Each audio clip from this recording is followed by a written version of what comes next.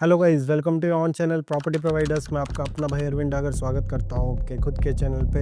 एक वीडियो बनाई है विशाल भार्गव जी ने, उसके आंसर में ही ये वीडियो लेके आए हैं। वीडियो बहुत अच्छी है। उन्होंने एक टॉपिक लिया है गुड़गांव रियल एस्टेट का। स्पेशली वो समझते हैं कि ये टॉपिक पे पूरा गुड़गांव टिका है, बट ये जो टॉपिक है ये एक सेगमेंट है पूरी गुड़गांव रियल एस्टेट मार्केट का, जो उन्होंने एक अच्छा कैच किया है। Congrats to him also to showing interest on Gurgaon real estate. मैं यही उन लोगों को बोलना चाहूँगा। इस पे मेरी कुछ टिप्पणियां हैं, कुछ मेरे थॉट्स हैं जो मैं आप लोगों के साथ शेयर करूँगा। हाउस ऑफ कार्ड्स उन्होंने बोला है गुड़गांव को, जो कि बहुत जल्दी बिखरने वाला है।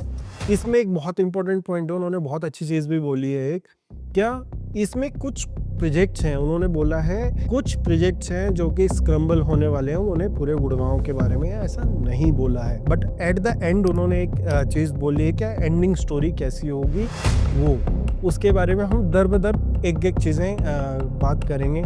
इसमें ना तो मैं कोई प्रोजेक्ट का जिक्र करूंगा ना किसी चीज़ों का, बट उनके जो थॉट प्रोसेस है, जो उन्होंने वीडियो रखा है, उसी के आंसर में ही ये वीडियो है। बहुत से लोग अपनी राय दे चुके हैं। ये मेरी पर्सनल राय है, ये किसी से लेना देना नहीं है। और मैं इस वीडियो में ये भी नहीं कह रहा हूँ, मैं कई वीडियोस में कहता हूँ कि कहीं पे मैं गलत हो सकता हूँ या कहीं पे मैं सही भी हो सकता हूँ। इस वीडियो के माध्यम से मैं सिर्फ ये कहना चाह रहा हूँ कि मैं 100% श्योरिटी से और 100% सही कहूँगा जो भी बात होगी। इसमें कोई दोहराया नहीं है, कोई अजम्पशंस मैं अपनी नहीं दूंगा इस वीडियो में। स्पेशली सबसे पहले उन्होंने एक एक पॉइंट वाइज तो मैं नहीं बताऊंगा, बट कुछ पॉइंट जो मैंने अच्छी तरह अपने जहन में बैठाए उनकी बात करूँगा। उन्होंने इस मार्केट का, गुड़गांव मार्केट का कंपैरिजन किया है मुंबई और पुणे से। ही सेड क्या भाई, मुंबई और पुणे में majority of buyers are end users. क्या आपको लगता है क्या गुड़गांव में majority of buyers, majority of people end users नहीं है? इसमें दो चीजें हैं, क्लियर फिगर्स डिफाइन करें। इतने प्रोजेक्ट्स में इतने ट्रेडर्स हैं। उन्होंने ट्रेडर की एक परिभाषा ली है, उन्होंने ट्रेडर उसको बोला है जिसके पास 5 करोड़ रुपए हैं। वो 5 करोड़ रुपए एक प्रोजेक्ट में ना डाल के वो 5 प्रोजेक्ट ले लेता है अलग अलग, ABCDE, और उनमें 1-1 करोड़ रुपए डाल देता है। उनको निकालेगा, उनको निकाल के और फिर दोबारा से वो उस पैसे को घुमाते हैं। अगर इनका ये कहना है, अगर ये ट्रेडर इस मार्केट में रहे तो घातक सिद्ध हो सकते हैं, क्योंकि अगली पेमेंट करने के उनके पास पैसे नहीं हैं। कोई भी प्रोजेक्ट गुड़गांव में सिर्फ और सिर्फ ट्रेडर से नहीं चलता है। अगर किसी प्रोजेक्ट में 700 यूनिट हैं, 700 से 800, चाहे वो हाइप में भी बिकी हो, तो उसमें कतई ऐसा पॉसिबल नहीं है क्या उसमें से 300 साढ़े 300 बायर या 400 बायर एंड यूजर्स या इन्वेस्टर्स या लॉन्ग टर्म होराइजन के ना हो। ऐसा नहीं है क्या उसमें ट्रेडर की संख्या अधिक हो। ट्रेडर की संख्या बिल्कुल होती है जब मार्केट में उछाल होता है, उसमें कोई दोहराया नहीं है। और रही पुणे और मुंबई की बात जो उन्होंने कही थी, तो पुणे और मुंबई में भी उन्होंने ट्रेडर की जो परिभाषा है ना, उसमें कंक्लूड किया। उन्होंने दो टर्म पे ना फोकस किया है। सबसे पहले first transfer free and second उन्होंने बोला पेमेंट लीवरेज। क्या पुणे में, हमारे यहाँ के भी लोग बेचते हैं, क्या पुणे में 2080 पेमेंट प्लान नहीं बिकता? क्या मुंबई में ल्यूक्रेटिव पेमेंट प्लान नहीं बिकते? क्या मुंबई में प्रोजेक्ट स्क्रम्बल नहीं होते? कितने रीडेवलपमेंट वालों को होम नहीं मिला है? क्या उसके कारण मार्केट पूरी वैनिश हो चुकी है? क्या पुणे में 100% रेशो है? क्या हर एक डेवलपर ने जिसने लॉन्च किया उसने प्रोजेक्ट दिया है? ये आंसर भी बैक ऑफ द माइंड चलने चाहिए जब आप एक तरफ किसी की तरफ उंगली उठाते हैं मार्केट में। तो दूसरा जो इन्होंने ये टर्म्स यूज किए हैं, इसमें और भी टर्म्स हैं, लाइक TPR। ये होता है टाइमली पेमेंट रिबेट। इसमें बिल्डर क्या करता है, जैसे जैसे पैसे देते हैं उसके एवज में 100-200 रुपए पर स्क्वायर फीट हर एक ट्रांसफर पे घटाता रहता है। फिर गोल्ड कॉइन होते हैं जो बांटते हैं न्यू लॉन्च पे, फिर फॉरेन ट्रिप्स होती हैं। क्या ये इस बिहाफ पे देखना चाहिए, क्या बिल्डर ने ट्रेडर्स को सिर्फ और सिर्फ लुभावने ऑफर्स दे के और जब अट्रैक्ट किया है इन चीज़ों के माध्यम से? तो क्या ये चीज़ें सिर्फ गुड़गांव रियल एस्टेट में होती है, दूसरे में नहीं होती? These are incentives for investors, buyers who are going to purchase real estate. इसमें कुछ ऐसा स्पेसिफिक नहीं है क्या सिर्फ ट्रेडर पे ही निर्भर करता है। चाहे फर्स्ट ट्रांसफर फ्री होगी, अगर बिल्डर ने 16,000 रुपये की जगह 16,500 रुपये पर स्क्वायर फीट में अपना प्रोजेक्ट लॉन्च किया और 500 रुपये का फर्स्ट ट्रांसफ़र फ्री कर दिया अपनी तरफ से, जो ले तो नहीं सकता पर ले रहा था। तो क्या बिल्डर अपनी जेब से कुछ लगा रहा है उसको इंसेंटिव देने के लिए? नहीं। तो ऐसा कतई नहीं है। क्या फर्स्ट ट्रांसफ़र या आप लोगों के जो ये प्रमोशनल ऑफर्स होते हैं इनके कारण ट्रेडर 100% लुभावने हो जाते हैं। ट्रेडर्स की एक फितरत ज़रूर रही है। आज मैं गुड़गांव रियल एस्टेट में अपने अलावा कितने भी चैनल देखता हूँ जिनके सब्सक्राइबर बेस ठीक ठाक हैं, जो सिर्फ और सिर्फ सामान बेचने की नहीं कंटेंट देने की भी बात करते हैं। एक भी किसी भी आदमी ने आपको इंस्टाग्राम छोड़ दो, इंस्टाग्राम पे तो 60 सेकंड की खेल है, 60 सेकंड में सब बेचने पे लग रहे हैं। यूट्यूब पे एक भी कंटेंट क्रिएटर ने किसी ने बोला हो क्या आप आज ले लो और आप 1000 रुपये पर स्क्वायर फीट में कर देना, जिसके नंबर ऑफ सब्सक्राइबर ठीक हैं, जो 4, 5, 7 साल से कंटेंट बना रहे हैं, तो आपको एक भी वीडियो ऐसी देखने को नहीं मिलेगी। तो आपने इसमें अलग कुछ नहीं बताया है। ये हम लोग ऑलरेडी बताते आ रहे हैं जब से मार्केट चल रही है 2019 से 2021 तक। आपने पॉडकास्ट गुड़गांव रियल एस्टेट के हमारे भूपेंद्र भाई उनके साथ किया था, मैंने कमेंट भी किया था, बहुत अच्छा लगा मुझे पॉडकास्ट को। तो उसके अलावा 1-2 पॉडकास्ट और किए उसमें, जिसमें आपने स्पेशली बोला है कि रियल एस्टेट के रेट बहुत अपवर्ड्स नहीं होने चाहिए, अफोर्डेबिलिटी चली जाती है। तो क्या आपका कहने का मतलब ये है जो रियल एस्टेट खरीदता है उसको 10, 11, 12% का रिटर्न भी नहीं निकलना चाहिए? आज गुड़गांव में वो ही रिटर्न निकल के ही रेट इतने पहुंचे हैं और सिर्फ हवा की मार्केट नहीं है, इसके पीछे बहुत से फैक्टर्स हैं जो मैं किसी अगली वीडियो में भी अगर वो बोलेंगे तो बता भी देंगे उनको। तीसरी चीज, उन्होंने गुड़गांव मार्केट को सिर्फ एक पैमाने पे तोला है, which is under construction high rise apartments. Gurgaon में हमेशा एक सेगमेंट बहुत अच्छी तरह नहीं बिकता है। गुड़गांव जब भी बिकता है तो सेगमेंट वाइज ही सेल होता है। आज आप देखेंगे तो गुड़गांव की 20 से 25%, highest 30% sales pre launch market से आती है। Otherwise plots, builder floors, commercial सब कुछ एग्जिस्ट करता है। उसमें ट्रेडर का क्या रोल होगा अगर इनके हिसाब से सिर्फ और सिर्फ गुड़गांव की मार्केट ट्रेडर चला रहा है? तो एक प्लॉट का on an average rate Gurgaon में 3 करोड़ रुपीस है, जो कि अपफ्रंट पेमेंट करनी पड़ती है। क्या ट्रेडर के पास 3 करोड़ रुपए देके एक प्लॉट खरीदने के लिए पैसा होगा और वो जल्दी बेच सकेगा, जिसके ऊपर उसको स्टैंप ड्यूटी भी पहले दिन ही पे करनी पड़ती है?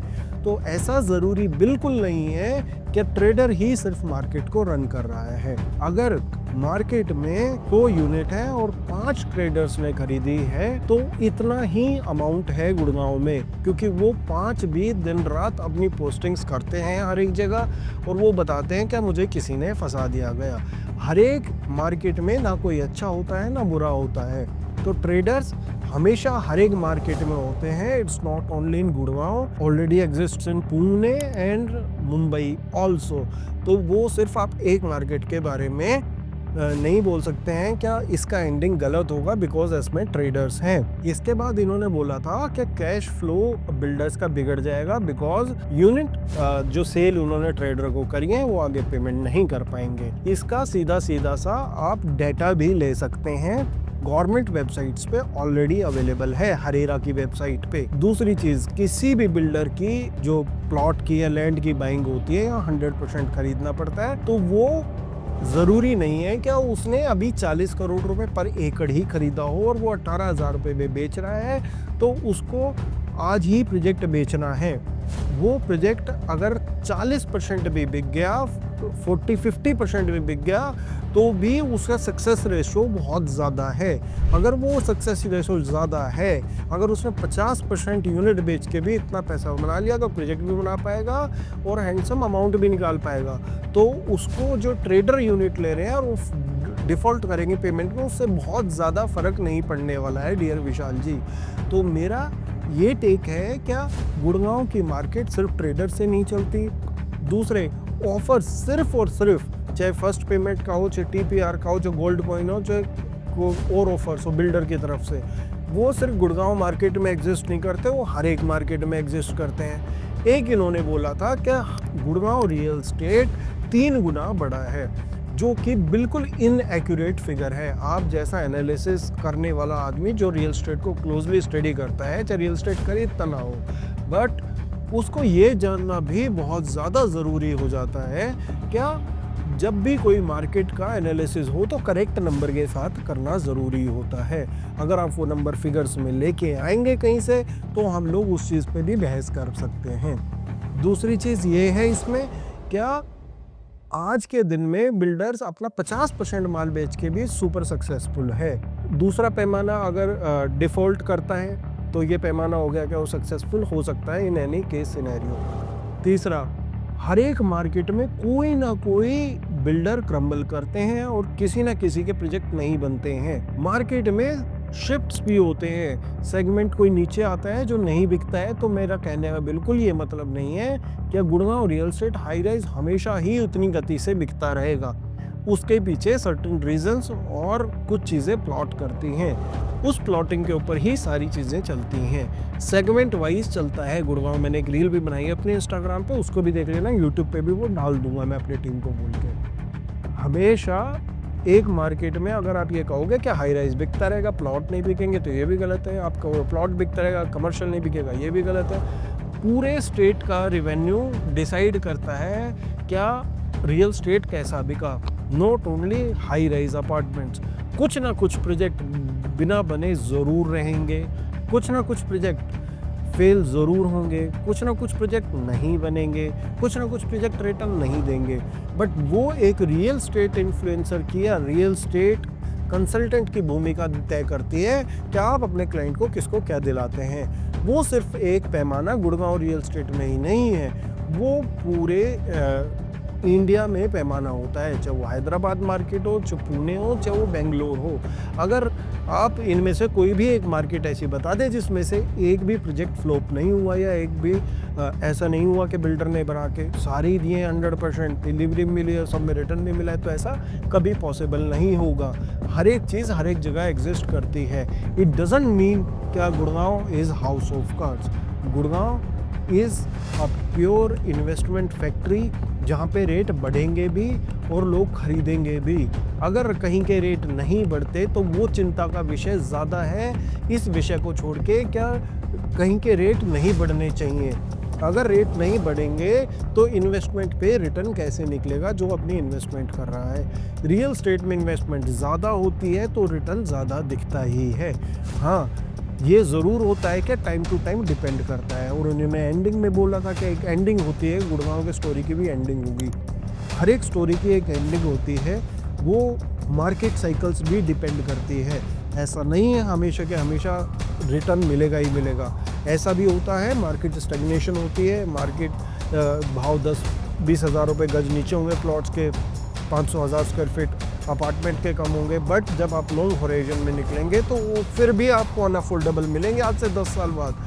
ये मैं श्योरिटी के साथ आप लोगों को प्रॉमिस कर सकता हूँ। ये मेरी एक छोटी सी वीडियो, इतना ही मेरा टेक था। बाकी एक एक प्रोजेक्ट ये इतना बड़ा इतना नहीं बड़ा, वो बातें करने की बहुत हैं।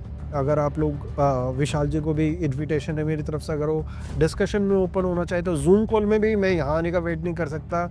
अगर आप यहाँ आने का वेट नहीं कर सकते तो आप जूम पे भी डिस्कशन हम लोग कर सकते हैं, इस पे बैठ के निष्पक्ष तरीके से। आप एक बहुत सुलझे हुए आदमी हैं और मेरे को आपसे यही उम्मीद है कि आप इन फिगर्स को भी कंसीडर करेंगे।